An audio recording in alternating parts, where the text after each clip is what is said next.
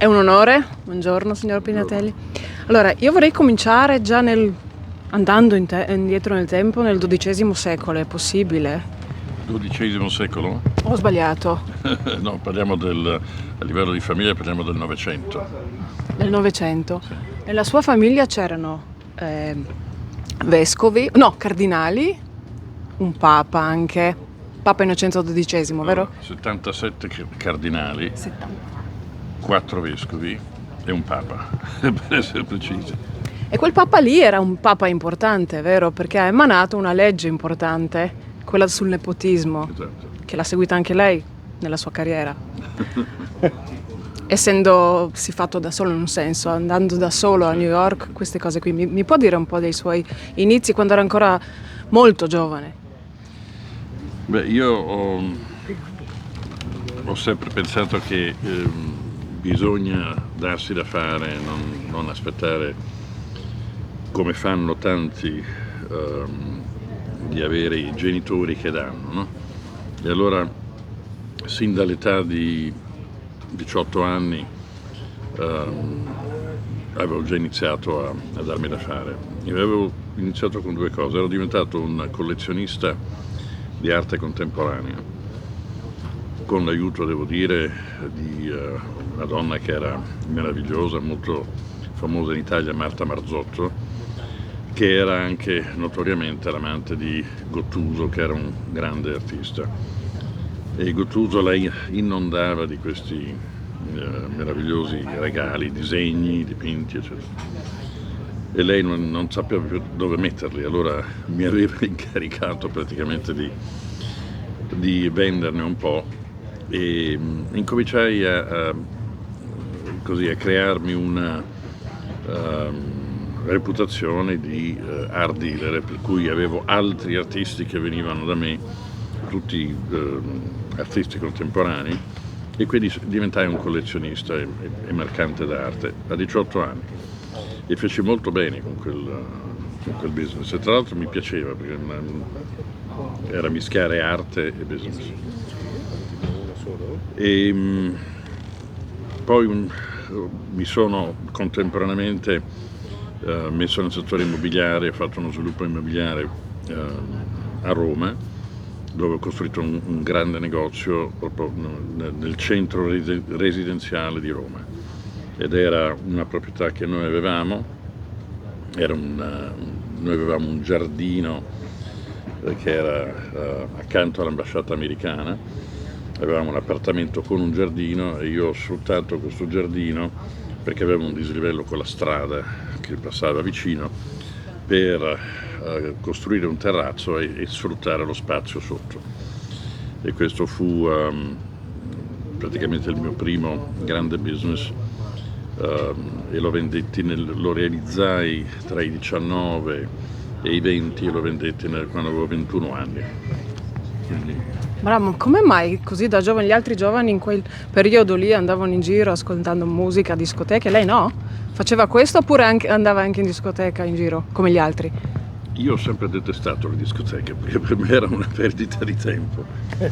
E ho sempre corteggiato le donne, e continuo a farlo, però francamente per me di andare in discoteca dove non si può parlare, perché se la musica è troppo... Non sono un gran ballerino, per cui io lavoravo e poi corteggiavo le donne in maniera diversa, non le portavo in una discoteca, cercavo di raccontargli qualcosa di interessante, le facevo ridere, le portavo in un viaggio.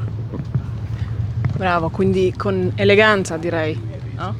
Beh, questo è il mio modo di fare. Adesso per altri può essere elegante portarle in una discoteca, per me no.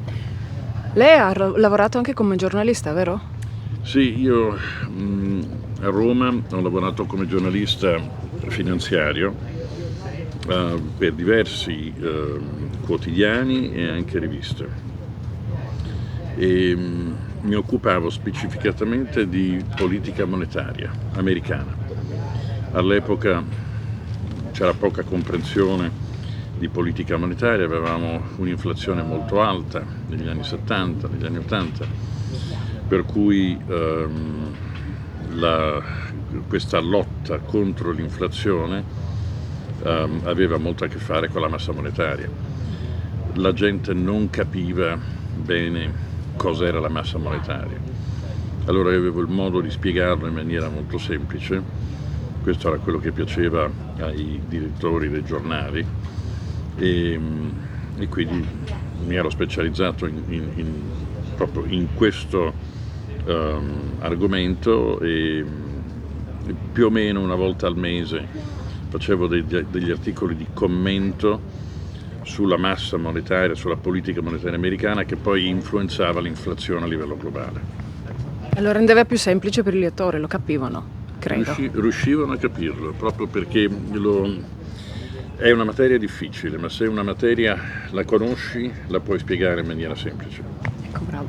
Poi quando un ragazzo, era ancora ragazzo italiano, si decide di andare a New York a conquistare l'America, come va? Come mai?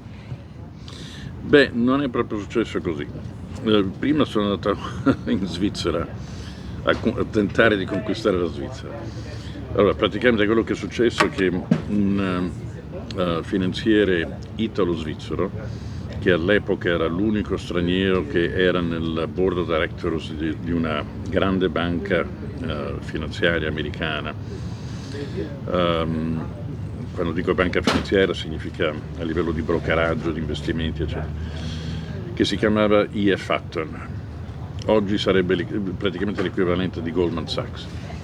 E lui lasciò E.F. Hutton per aprire il suo ufficio a Ginevra e gestire soldi di clienti importanti. Aveva un portafoglio di circa 1 miliardo di franchi svizzeri all'epoca.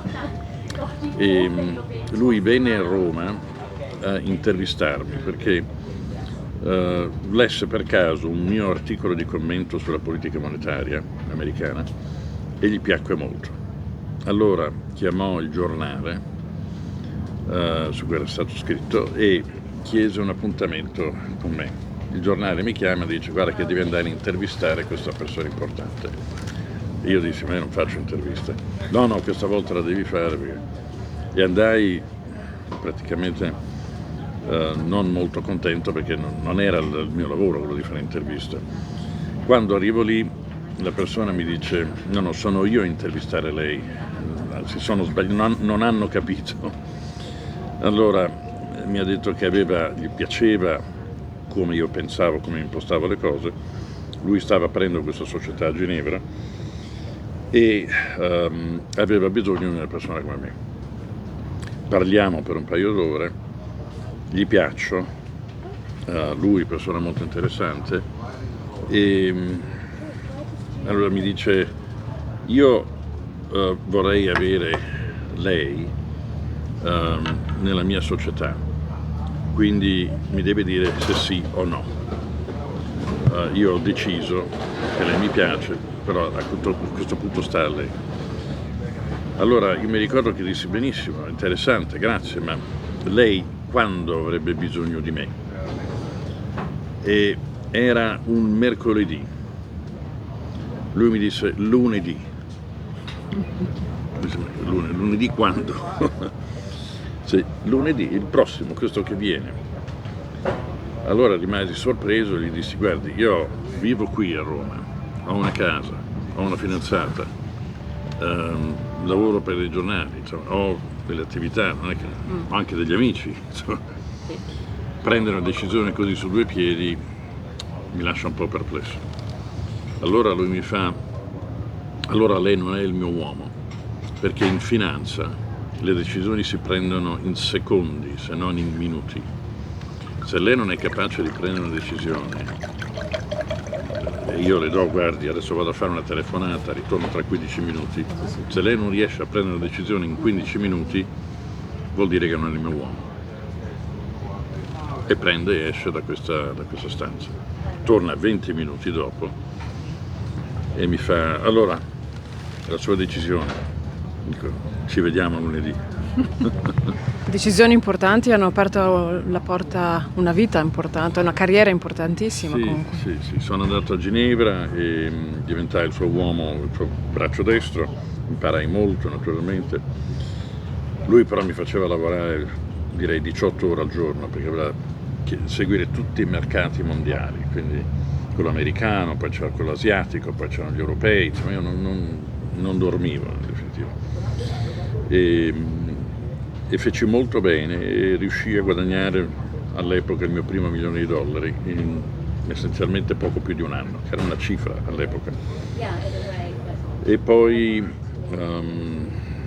poco dopo ricevetti un'offerta molto importante da E.F. Hutton, perché loro avevano un ufficio a Ginevra e avevano sentito che questo signore faceva molto bene con la sua società perché c'ero io, e quindi loro mi offrirono una posizione molto importante come direttore nel loro ufficio di Lugano, E.F. Hutton di Lugano, e quindi andai lì come managing director. Mi diedero una buona entrata per portarmi via e molti privilegi, e quindi sono stato poi 3 anni a Lugano lavorando per E.F. Hutton.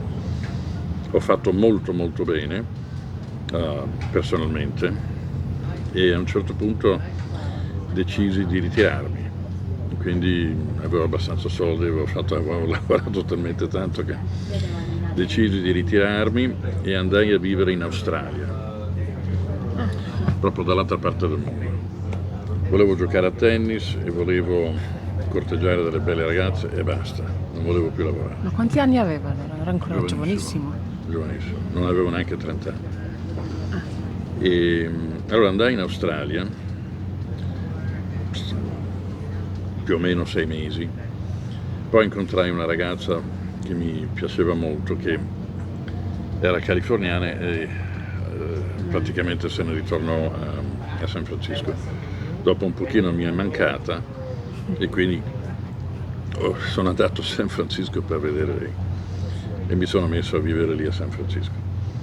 Continuavo a giocare a tennis, così non volevo lavorare. Poi andai a Los Angeles perché questa storia con questa ragazza finì. Allora presi la macchina e da San Francisco andai giù a Los Angeles, che all'epoca era una città molto interessante, piena di vita, c'era il cinema, insomma, era una città vibrante, e mi misi a vivere lì.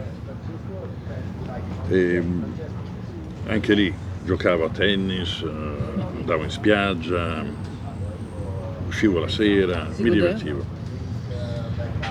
Fin quando ho conosciuto a un evento privato il chairman di Ladenburg Thalmann, che era la più antica investment bank di New York. E questa persona così ci mettemmo a parlare di finanza, di politica monetaria e così via, perché poi seguiva naturalmente le cose, e rimase molto impresso delle mie opinioni. E quindi mi invitò a diventare managing director di Ladenburg Thalmann a New York e di iniziare la divisione internazionale che loro non avevano. Io non accettai subito, lui letteralmente mi corteggiò per quasi un anno. Io rifiutavo, dicevo no, ma non ho bisogno, sto bene così, eccetera. Alla fine lui mi disse: sei troppo giovane per essere retired e quindi devi venire a lavorare con me. E io, insomma, alla fine mi convinse, poi mi piaceva anche l'idea di trasferirmi a New York, e quindi mi trasferì a New York, e era l'inizio del 1987. Grande ufficio, avevo 25 persone per me, Midtown di New York, grattacielo, metà piano per la divisione internazionale, e inizio a lavorare. Quell'anno però fu l'anno del grande crash, il 1987, in ottobre, il mercato scese in un giorno del 27%. E fu un disastro praticamente, quindi cambiò proprio la faccia del business, del brokeraggio, degli investimenti e così via. E quindi dopo pochi mesi decisi di andare a Londra, dove mi avevano offerto di ristrutturare una società finanziaria di gestione che era detenuta da una banca italiana che si chiamava Euromobiliare. Allora andai a Londra, passa un anno, ristrutturo questa società che era da grande perdita da portare in profitto, che la Midland Bank, banca inglese, decide di comprare l'Euromobiliare. E quindi a quel punto l'Euromobiliare mi dice: Pignatelli, mi dispiace, ma la Midland Bank ci sta comprando, non abbiamo bisogno di un ufficio a Londra, perché la Midland Bank è di Londra. E quindi mi diedero, devo dire generosamente, una buona uscita, perché avevo fatto bene per loro, e ritornai a New York. A quel punto andai a lavorare per Grantall & Company, che era una grossa società sempre nel settore degli investimenti, del brokeraggio eccetera, dove era arrivato il chairman di Laden Morgenthau. Sa che voglio tornare a New York, allora mi fa un grande assegno per andare a lavorare da loro. Vado a lavorare da loro, dopo 6 mesi torno da lui e gli dico: guarda, i soldi che mi hai dato te li do tutti, perché voglio essere libero. E lui si meravigliò, ma Certo. E chi no? disse: prima di tutto nessuno dà mai tutti i soldi indietro. Numero 2, mi dispiace perché vuoi fare le cose da solo invece di stare con noi. E sì, perché trovo che voglio diventare un investment banker e farlo per conto mio, non farlo per conto di una grossa società. E quindi iniziai a fare il venture capitalist, quello che in definitiva è il late stage venture capital, vale a dire società che già esistono, già hanno un business e però non riescono a crescere perché non hanno abbastanza capitali. E all'epoca mi specializzai in finanziare società da 1 a 10 milioni di dollari, perché non avevo competizione. In definitiva, le investment banks proprio non consideravano al di sotto dei 10 milioni di dollari, perché per loro non faceva senso economicamente. E quindi c'era quello spazio dove non c'era competizione. Poi usai anche un altro sistema. Se una società aveva bisogno di soldi, andava da una di queste investment banks e diceva: ho bisogno di soldi. E loro gli rispondevano: benissimo, noi te li possiamo dare, però dobbiamo guardare dentro la tua società per capire, dobbiamo studiarla per capire se possiamo finanziarti. Quindi adesso ci devi dare 50 o 100 mila dollari per fare quel lavoro. Sì. Allora non faceva senso per me che una società che ha bisogno di soldi va da un'altra per averli e questi gli chiedono i soldi prima di darli. Allora io usai questo sistema dove dissi: non mi dovete dare niente, faccio io a mio costo quello che si chiama la due diligence, guardo dentro la vostra società, se trovo che sia possibile finanziarvi io lo faccio, però invece di darmi 9-10 punti percentuali del finanziamento, io ne voglio 12,5, perché faccio tutto lo studio gratis su di me, quindi voi mi date di più se io riesco a darvi soldi. Non ho mai avuto un problema, tutti mi hanno sempre detto di sì, perché per loro non c'era rischio, quindi mi davano una percentuale più alta se io poi gli portavo il finanziamento. E quindi sono andato avanti per alcuni anni così, cercando società con tecnologie interessanti, società che avevano inventato qualche cosa, società che erano in settori interessanti che potevano crescere bene. Quindi è andata avanti diversi anni, ho fatto molto bene in quel settore.